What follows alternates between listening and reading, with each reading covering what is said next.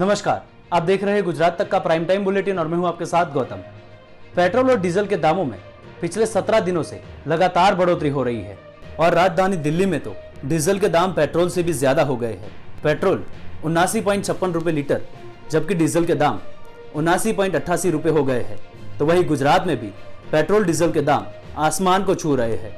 31 मई को पेट्रोल के दाम 67.43 रुपए प्रति लीटर थे, जो महज 24 दिनों में 77.26 रुपए हो गए हैं। यानी कि एक महीने के भीतर ही पेट्रोल के दामों में 9.83 रुपए की बढ़ोतरी हुई है, जबकि डीजल के दाम 77.2 रुपए प्रति लीटर हुए हैं, जो 15 जून को 70.10 रुपए थे।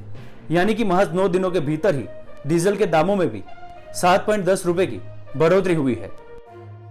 और इसी को लेकर आज वडोदरा और राजकोट में कांग्रेस के कार्यकर्ताओं ने अनूठे तरीके से विरोध प्रदर्शन किया, जिसमें राजकोट में कांग्रेस के कार्यकर्ता बैलगाड़ी पर सवार होकर शहर के अलग अलग वार्ड में घूमे और उन्होंने पेट्रोल डीजल के बढ़ते दामों को लेकर अपना विरोध जताया।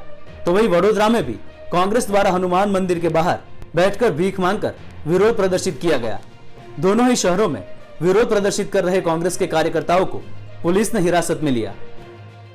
गुजरात के चीफ मिनिस्टर विजय रूपानी आज लॉकडाउन के बाद पहली बार अहमदाबाद गांधीनगर से बाहर निकले, जिसमें सीएम विजय रूपानी ने बनासकांठा स्थित अंबाजी मंदिर में पूजा अर्चना में हिस्सा लिया और अपनी यात्रा की शुरुआत की।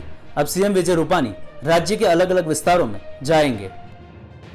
कांग्रेस के नेता भरत सिंह सोलंकी को कोरोना होने के बाद कई नेता और अफसर सेल्फ क्वारंटाइन हो गए थे, जिसमें से आज कांग्रेस के 2 नेता चेतन रावल और मौलिन वैष्णव भी कोरोना की चपेट में आ गए हैं।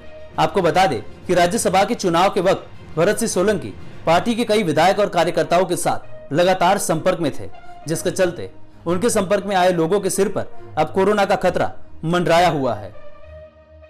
अहमदाबाद में आज करणी सेना ने शहर के रिलीफ रोड इलाके में आए मूर्तिमंत कॉम्प्लेक्स को बंद करवाया। दरअसल यह कॉम्प्लेक्स चाइना मार्केट के नाम से भी जाना जाता है, क्योंकि यहाँ पर जो मोबाइल मार्केट है उसमें बड़ी तादाद में चाइनीज कंपनी के मोबाइल की सेलिंग होती है। और इसी को लेकर करणी सेना यहाँ पहुंची थी और चाइना के खिलाफ नारेबाजी करते हुए उन्होंने विरोध जताया, जिसके चलते व्यापारियों ने अपनी दुकानें बंद कर दी।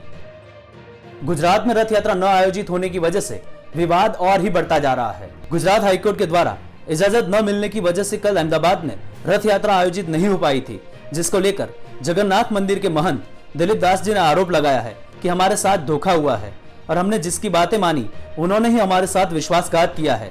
साथ ही में सरकार की नीयत पर भी उन्होंने सवाल उठाए।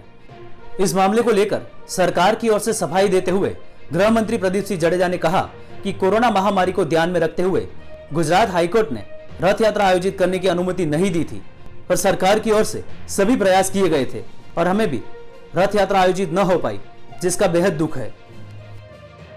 गुजरात तक के प्राइम टाइम बुलेटिन में फिलहाल इतना ही। गुजरात से जुड़ी हुई बाकी खबरें देखने के लिए आप जुड़े रहिए गुजरात तक के साथ। नमस्कार।